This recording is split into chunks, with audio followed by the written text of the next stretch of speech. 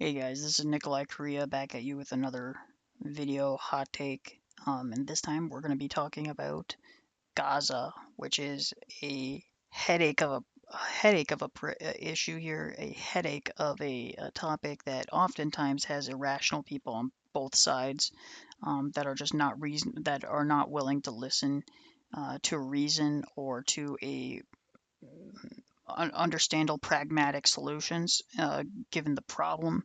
Um, and it's oftentimes a very emotional argument, and understandably so. But despite that, the people who tend to get the most emotional are the people with the least amount of connections to it, the people with the least amount to gain, the people with the least amount of skin in the game.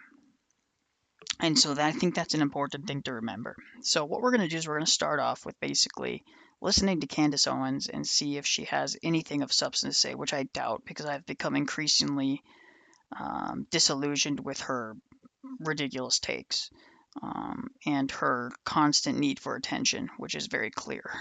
So we're going to listen in on her position, what she has to say. I'll respond briefly to what she has to say, and then we're going to move on to my overall thoughts on Gaza, Palestine, and that region as a whole. And Trump wants a Nobel Peace Prize, by the way, for the planned ethnic cleansing so that they could profit on the land and turn it into a beach town. So let me say this. This is our never again, okay? This is a Holocaust. A Holocaust just happened. A real Holocaust just happened. And we will never forget this. You need to tell your children what happened in Gaza. You need to tell them exactly who did it, exactly whose families were involved in this.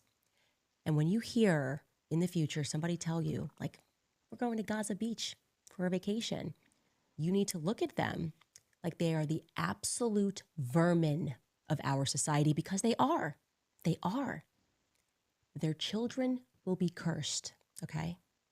If you go and you play in the sand where you know that your forefathers planned to mass murder children, you will be cursed. Every person who steps foot on that, every family that is set to inherit what they did, they will be cursed. Your children's children will be cursed. Gaza belongs to nobody but the Palestinians. So when you begin to move the Israelis in there, and when the Trump hotel gets built on there, I caution the rest of the world to stay far away from that cursed land, because something is coming. You can't commit that much evil in broad daylight and not think it's going to come back to haunt you. Anyways. Wow, talk about pretty unhinged. Talk about melodramatic. Um, Frankly, talk about just doesn't know what she's talking about. So we're going to start with kind of what she said at the beginning. This is our never forget. I'm sorry, are you Gazan? Are you Israeli? Are you meaningfully connected to that land at all? Cenk Uygur, Cenk is not even connected, and he's from Turkey. So he's not even connected.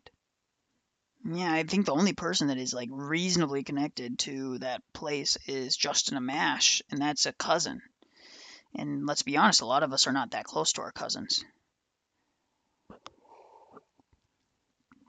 And so the question we have to ask ourselves is, what does she mean by that? Well, what she wants us to do is she wants Americans to basically make this into some sort of like 9/11 event in our minds, in our generation, where we just constantly have to bemoan and complain and just be eaten up inside over what happened to Gaza, which is a tragedy, to be clear. I'm not a fan of what happened in Gaza. I don't think what Israel did was proportionate. I think how Israel handled the situation was reprehensible. I think that Hamas picked a fight they couldn't win, and the people suffered as a result. Terrible leadership from the people in Gaza, the Hamas leadership, and that's not even. I'm not even claiming that the Gazan people really meaningfully supported Hamas because they haven't had elections in there since forever. Hamas has basically been de facto dictators in that place for a long time. But it's kind of irrelevant because Gaza and Israel have been at each other's throats. The Palestinians have been at each other's throat for a very long time. And to pretend that this is like some crazy issue that we need to be eaten up about is ridiculous. This idea of blood libel, like, oh, if you dare go to a beach resort that's built, um, you're the scum of the earth, and shame on you, and all this stuff. It's like, does she hold this position consistently across all events throughout history, including semi-recent history, where there's still people alive today that would remember it? Nagasaki, Hiroshima, the fire bombings of most major Japanese cities, um, the utter devastation we wrought on German cities. Are Germans not allowed to go and enjoy Paris or Warsaw because of what they did? Are Germans not allowed to go to Denmark anymore because they conquered Denmark and a lot of people died as a result? Are Americans not allowed? The descendants of American pilots and British pilots who leveled Dresden, a non-military city, a non-military target city, and killed about as many people as were killed in the Gaza conflict. Women and children mostly, very few military targets, very few men, some elderly men, I suppose. Are we supposed to pretend that's the case? That she holds that consistently? Of course she doesn't. It's a ridiculous standard, and anybody would laugh and mock at that. No, of course I can go and enjoy Japan, even though, in theory, my ancestors did some horrendous things in Japan.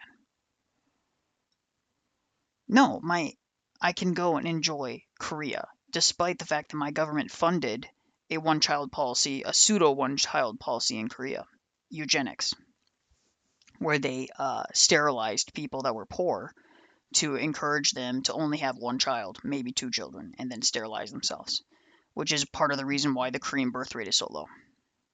Do you see me? Do you see me having these issues where I suddenly am blood cursed from ever enjoying Korean beaches now? Of course not.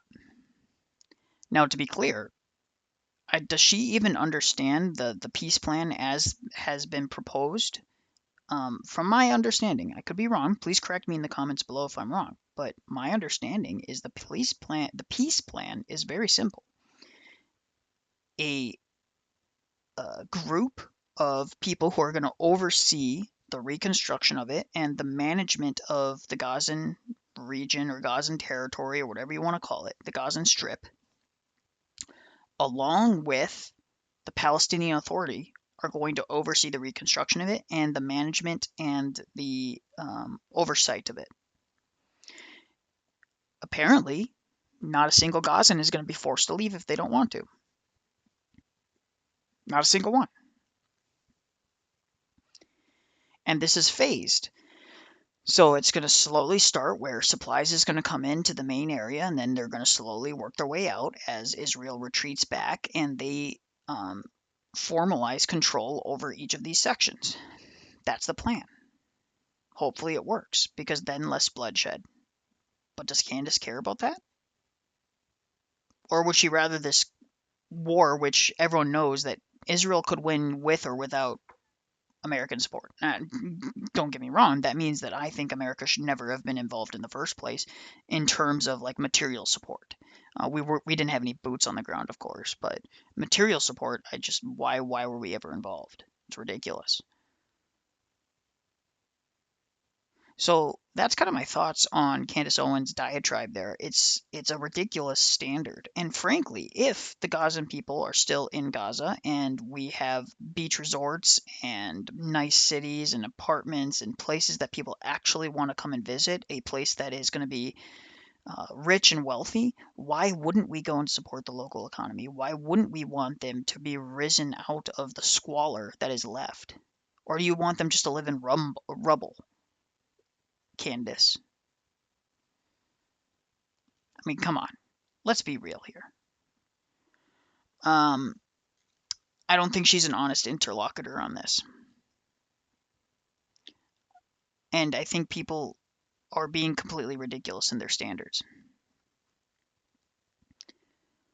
With that being said, um, my preference is people always like, oh, Nicholai, who do you support? I don't support Israel for sure. I also don't support Hamas. If you gave me a perfect world where I got to choose who gets control of the Middle East or of the Holy Land, Israel, Palestine, Gaza, it would be the Christians. And the people that suffer the most between the conflicts of Jew and Muslim is Christians. And whoever wins, it's terrible for the Christians. The Muslims win, it's terrible for the Christians. The Jews win, it's not the greatest for Christians either. Not saying it's as bad. I think people would prefer a little bit of legal fighting and some ridiculous regulations and BS like that, and deal with like legalese and constant stepping on your toes, than dealing with um, murderous Muslims. And to pretend Muslims wouldn't immediately turn on the Christians the moment they gained power in the Holy Lands is just ridiculous. Everyone knows they would. They can't keep the radical elements from their societies down. They're just not capable of doing that. We see that with Syria. We see that with Iraq. We see that with Saudi Arabia. We see that with all these places. The moment a region's destabilized, the radical elements spring forth. And that's what we have to recognize.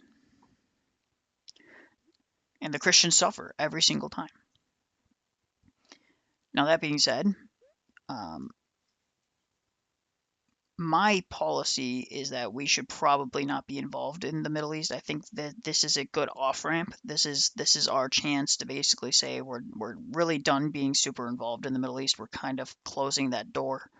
I hope this also means that Iran's going to be coming more towards the table, that we can normalize relations there, and I hope by extension this allows us to normalize relations with North Korea, because I think that it's time. It's time that the United States stop getting so involved with the rest of the world. It just doesn't do us any good, and it always backfires on us. So this is going to be controversial because there's a lot of pro-Palestinian Orthodox people. And from an Orthodox perspective, I absolutely support the Orthodox Christians in the Holy Land. They are my first and most highest priority when it comes to that issue. But, there's a big but. I'm also not an Orthodox Christian in the Holy Land. I have other priorities in my own life that I have to worry about. I don't have the mental energy or capacity or just sheer space, the emotional space, to worry about people halfway across the world that have no relation to me. I will pray for them, and that is about the best I can manage. What I care about are the issues going on right here, right now. Which is why if I know somebody who's going to go on vacation to Gaza, I'll be like, hey, let me know what it's like over there. I hope that it's the people there are being treated well. Let me know. I think that's about the most you can expect the average person to care about. Your average person doesn't care about Gaza. They never did. The online sphere is disproportionately lopsided.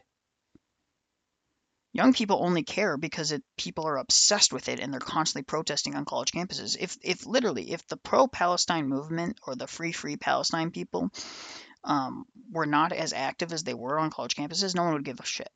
There wouldn't be a single college student that really cared. There might be a few small minor protests here and there, like for peace and things like that, but it'd be a generic for peace. And I just want to point out one thing, and then I'll leave this off. 90% of the people that make their entire personality about Gaza and Palestine is not because they actually genuinely care about those people there. It's because they hate Israel. Don't get me wrong, I'm no fan of Israel, as I've made it clear. I don't like Israel. I think Israel's a shitty country. I think their leadership is shitty. I think they stumble into fights all the time and expect us to bail it out. And I think they're duplicitous, and I think they often undermine our own nation.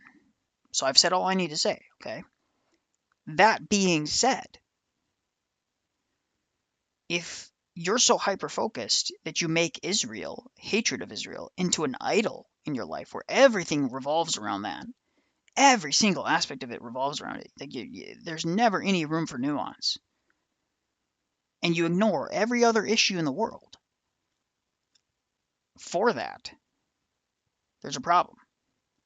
I noticed Candace never really mentioned Iriana, who was stabbed on a subway.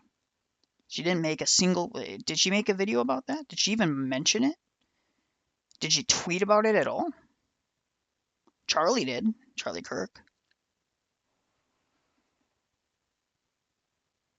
There's a lot of outrage. It's tragic what that happened to that young lady. And I still get a little emotional thinking about that. Because that young girl had nothing. She did nothing to deserve that. And yet she sat there bleeding out, not sure what just happened. She probably was in shock, adrenaline pumping, and faded away. And we did nothing. And Candace owns that. She didn't care. She didn't even comment. And she didn't really talk about it. She didn't demand change of the U.S. law. She didn't go around saying black community needs to fix itself. What happened to that Candace who actually cared about fixing the black community? Never hear her talk about that anymore. Never. When's the last time she's talked about that issue? You don't hear it.